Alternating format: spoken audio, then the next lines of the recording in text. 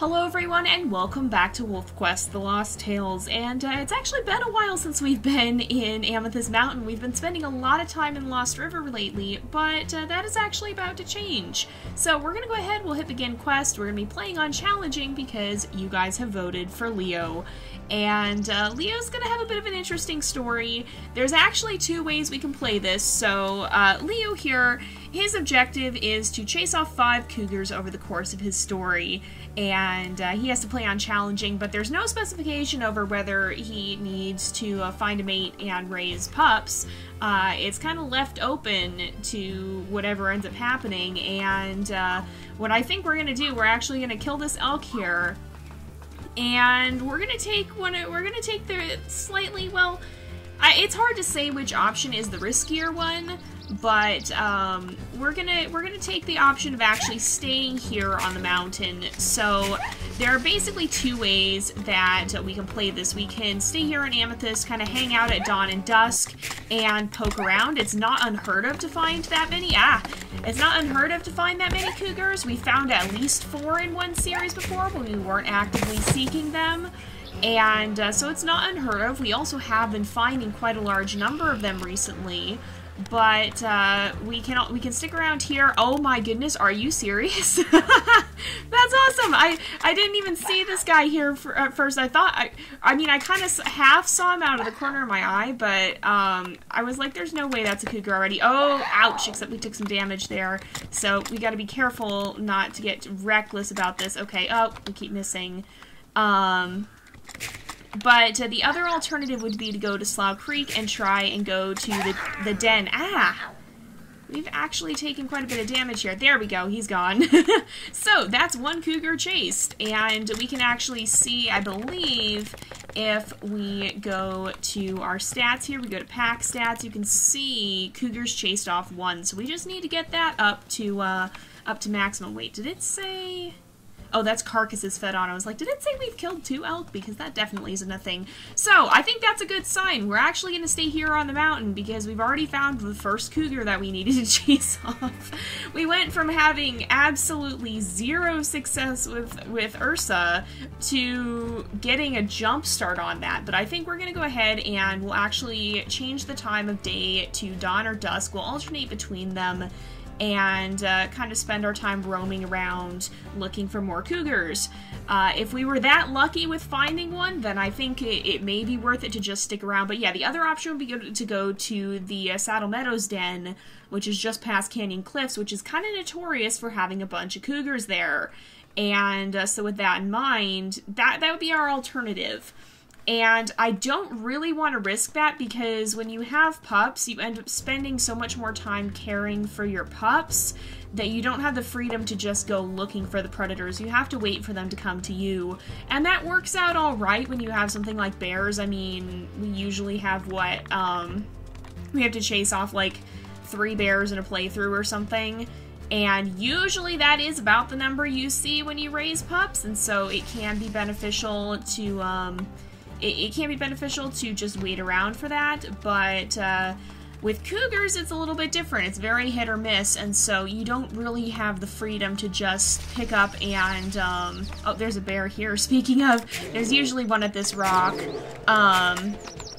but speaking of that, you don't really just have the freedom to go looking for them, and I think that's what may be crucial in this challenge. So basically, the difference is you pretty much have a guarantee of at least a few cougars spawning, but you don't know how many, and if it's not enough, then you're kind of stuck. You can't really do much to change that, versus here, there's not a guarantee of cougars spawning, but if you can find them, you're likely to be able to find more. So you either get super lucky or super unlucky, and I'm kind of banking on lucky here. I don't think I'm going to spend too much time hunting elk, and in fact, I think it might be easier if we kind of rely on carcasses spawning in a little bit more, because of course that's where we found a cougar last time. So we're kind of just going to slowly wander these woods. You guys were also saying that sometimes it helps if you kind of just hang out in an area, and I do remember that, I believe it was with Trot's story, we found several cougars in this region. So there's a moose. That's not quite what we're looking for, but there is a moose up ahead, a cow moose. We're going to leave her alone though. But yeah, we're already seeing some kind of uncommon wildlife, but we did see quite a lot in this area. During several of our side stories, actually. So I'm kind of banking on that. I'm hoping this will be a good decision. It could go either way, honestly. Oops, and let's not walk into trees. That's not helpful. But we're going to try to move a little more slowly than we usually do, because you guys were telling me that sometimes stuff is more likely to spawn if you stick around in an area rather than running across the map like we did with Ursa. And that definitely didn't seem to work very well. So we're gonna try and play it a little bit more carefully this time, and just watch to see if there's any carcasses spawning. I'm going to try not to spend the whole time in scent view, but we do need to sniff around quite frequently as well. So, Leo's also kind of unique in that he's the first wolf we've had with a cougar-centric perk in a long time. I actually went and tallied up how many perks we have, and basically we have a lot of bear ones, but we don't have a lot of cougar ones yet, and we've seen very few of them actually come into play in stories, and so he's kind of unique in that. I also sat down and spent some time figuring out specifically how the perks are going to, like more specifically how that system's going to work, and I'm going to try to explain it here. I'll probably try and come up with some sort of demonstration to put in its own video when we actually start our series for the next season. But, essentially what we're going to be doing is, we're going to, on a scale of, the perks are going to range basically on a scale of 1 to 10, with 1 being minimum, or, well, technically 0 or negative are the minimum, but, with a minimum and a maximum. Is this a cougar? There is, oh my goodness, are you serious? No way. No way. This is unheard of, you guys. Oh my goodness. That's insane. So I think you guys' tactic here is working. And also, the reason we're seeing, part of the reason we saw this cougar, not even the first one was total random luck. But part of the reason we're going to be seeing more cougars potentially here is because we're actually playing at dawn, and we'll also be playing at dusk. Dawn and dusk are some of the times when cougars are most active, and so the game reflects this as well. And so when you're playing at dawn and dusk, you have a better chance of cougars showing up. That works to our favor, and that's probably why we were so likely to encounter a cougar here rather than it just being a bear or whatever. But we're going to keep poking around until we find some more cougars. I'm going to try and distance myself from this other carcass, because I think the game will put carcasses in when it thinks you're far away from them. But anyway, what I was saying about the perks is basically on a scale of negative to positive 10. Are you serious? Are you serious? You gotta be kidding me. This is unheard of. This one's actually gonna run, though. So we might have a bit of a chase on our hands. We're gonna try and steer this guy towards the cliff, I think. Good heavens! This has got to be a record. I don't think, well, I think, except for one episode of the Galaxy Pack, I don't think we've seen this many cougars in a single episode. We did have one episode where Nova ended up killing a bunch of cougars, and maybe that's what's happening here. I mean, Leo is his son, after all. Perhaps he's following in Nova's footsteps. Oh, he's turning around here, and now he's going the other way. But what I was saying is basically on a scale of negative 10 to positive 10, with 0 being neutral, positive 10 being the best, and negative 10 being the worst, that's how our scale is going to work. There will also be a significant boost for the 5s and the 10s, so, like, with every time we win a certain perk, then it'll count toward, or every time we win a challenge, it counts positively towards that category. So for Leo, let's say we complete his challenge, then we'll get +1 to cougars. If we fail, we'll get -1 to cougars. And so, basically, that's how that's going to work. But every time we hit a 5 or a 10, we'll get a significant boost to what we would have had. Or, in the case of a negative, we'll get a significant decrease. So, if we get +5, it's going to be significantly better than +4. And if we get +10, it's going to be significantly better than +9.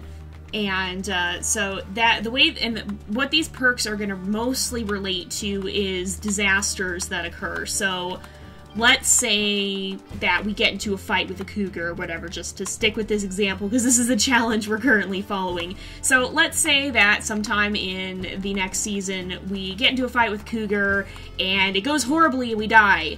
So I'm going to actually stop and see if we can get this cougar to head towards the carcass.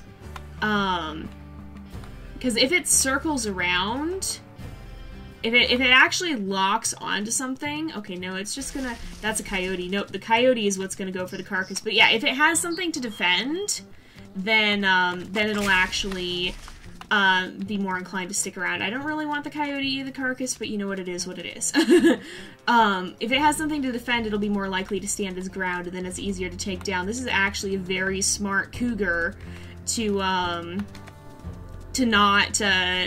not stop, because we can take this, or we can, oh, okay, we gotta back, okay, so now that he's, this is actually gonna be really tricky to do. We're gonna back off, oh yeah, he's gonna keep running. If we manage to catch up to him without him turning around here, then we can probably get some good bites in. I kind of want to steer him back toward that, that carcass in hopes that we can, hopefully, okay, let's go this way. Is he running the right way? Yeah. In hopes that we can get a bite to eat, because we've now taken some damage, and that's going to make things difficult. The trouble with these guys is that they actually will stop and they'll turn. So I'm going to stop here. We're going to eat. He might come up behind us and attack us, so we got to be kind of cautious. But it's not, you can't predict how long it's going to take to, okay, where'd he go? He ran this way.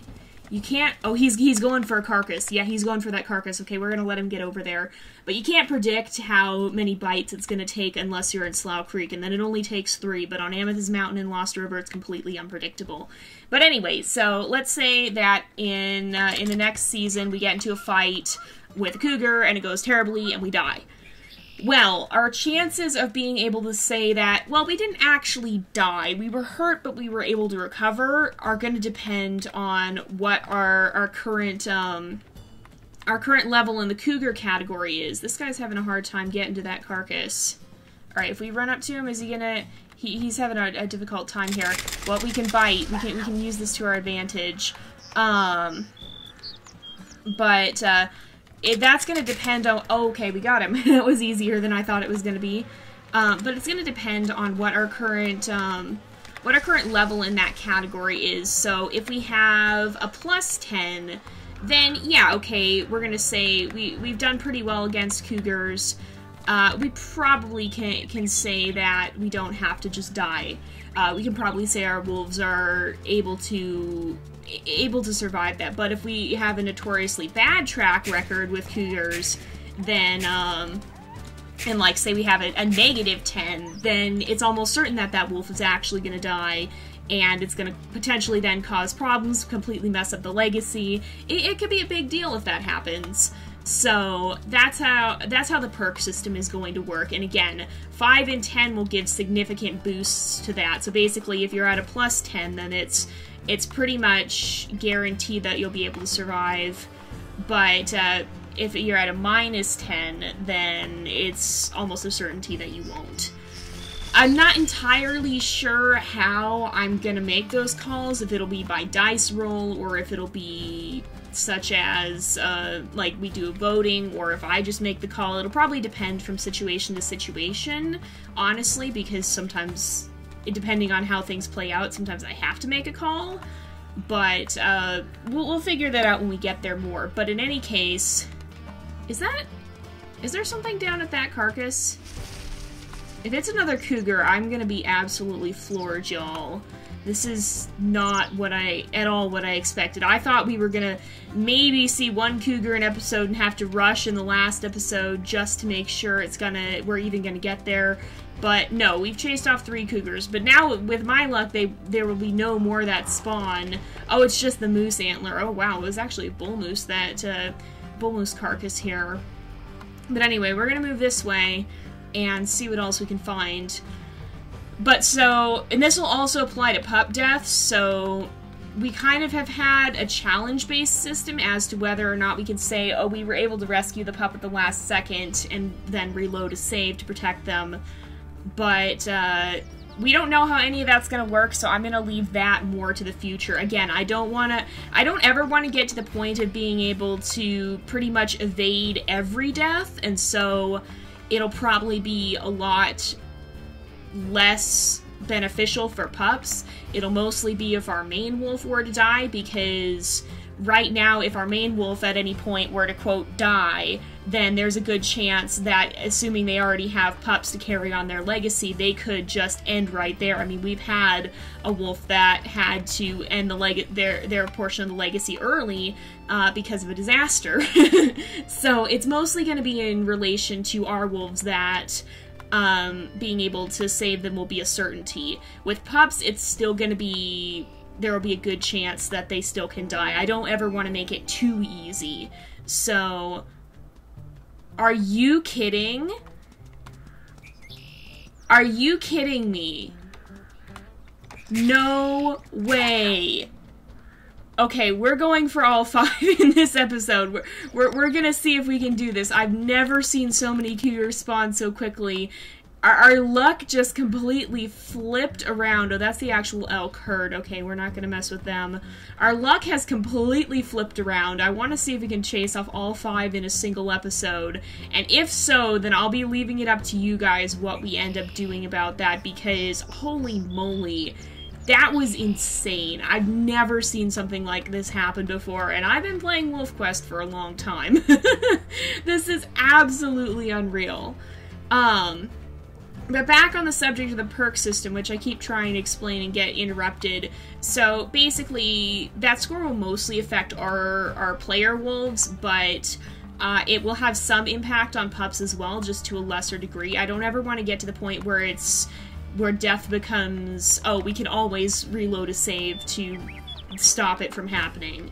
I still want there to be some amount of danger and some element of risk, but if we do well, then it can make things a little bit easier, and if we do poorly, it can make things a little bit harder. And of course, I will start ramping up the challenges the closer we get. So, that's something that we'll be kind of looking forward to, is the more we start finishing the easy challenges well, the more I'm going to start adding harder ones. And I imagine that Lost Tales may persist. Oh, there's a fox, too. We're running into all the rare animals today. But we're gonna ignore the fox. The more... I imagine Lost Tales will probably continue into future generations as well. Like, I don't think this will be the only season we have of Lost Tales. I don't even think the season we have... Well, I mean, you know, it's already kind of split into 2 seasons because we'll be starting a new one in WolfQuest 3 anyway. But I don't think this set of them will be the last time we do this. I have a feeling we might do this for future generations as well, kind of in the off-season whenever our main season is on break. Maybe we'll play through a little bit more Lost Tales and have the chance to change things up a little bit. No way.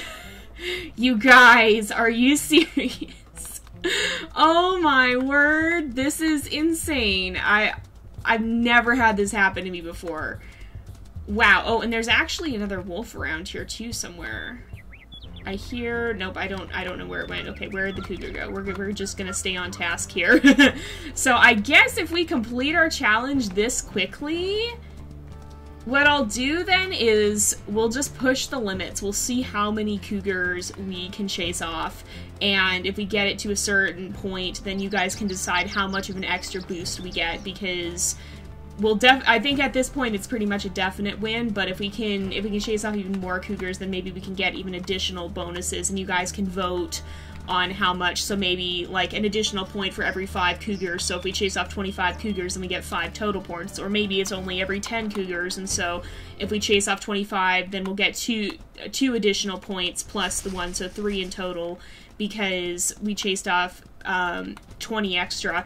I'll leave that up to you guys to decide just how good this should be, and it also will depend on how many we actually find in the future, too.